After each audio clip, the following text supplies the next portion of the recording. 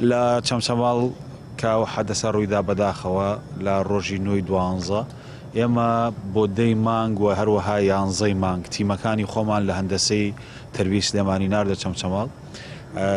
بەو ماوەی 2 ڕۆژ کەشفی و بینایانیان کرد کە زیانیان پێگەشتوە دەرخستیان بۆ ناردین و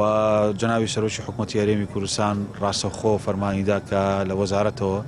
کە ئێمە پارەیان بۆ بەرین بە کاش پارەی کاشمان بۆ بردن بۆ تەربیە گشتی سلێمانی دوێنێ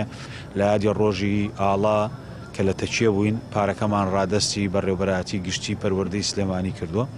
و هەروەها تەربیەی چەمچەماڵیش داوای کردبوو لیستیشی بۆ ئێمە ناردبوو کە ئەو قوتابخانانە ئەم کەلوپەلانە زیانیان لێکەوتووە کەلوپەلەکان بای 65 ملیۆن دینار بوون ئەوانەی کە ئەوان ناردویان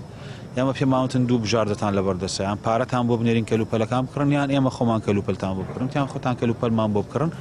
لە واتی 65 ملیۆن بای 100 ملیۆن کەلوپەلمان بۆ بکڕن هەندێک لە قوتابیان ئەوا بڵێم ژمارەی لە قوتابیان زیان بە کتێبەکانی خوێندنیان گەشت بوو چ لە قوتابخانە تەڕ و یانەوانی کە ئەو چوو بۆ ماڵیانەوە 85,000 کتێبمان بردبوو بۆیان کە 85,000 کتێبە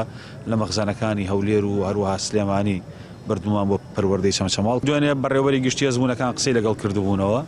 کە قەول وایە ئەوان دەست پێ بکەنەوە لە مانجی یەک تاقیکردنەوە ئەنجام بدەن یەک هەفتە خوێندنیان هەبێت لە چواری یەک دەست بە خوێندن کەم پۆلی 12 هەندێک مادەی کەمیان ماوە ئەوەی کە من لە بەڕێوەبەری ئەزموونەکان تێگەشتم بۆیە تەواوی کەن و بتوانن لە 11 مانگ تاقیکردنەوەکان ئەنجام بدەن کە لە 11 مانگ تاقیکردنەوەکانیان ئەنجامدا ڕاستەوخۆ دوایەوە 22 مانگ دەسەکەنەوە بە خوێندن ئەگەر هەر مامۆسایەکی بەڕێزیش پێویستی بۆ هەبێ ئەتوانێت سوود لە شۆکانی ڕۆژی شەممە وەرگێرێت چ بۆ پۆلی 12 چ بۆ پۆلی 9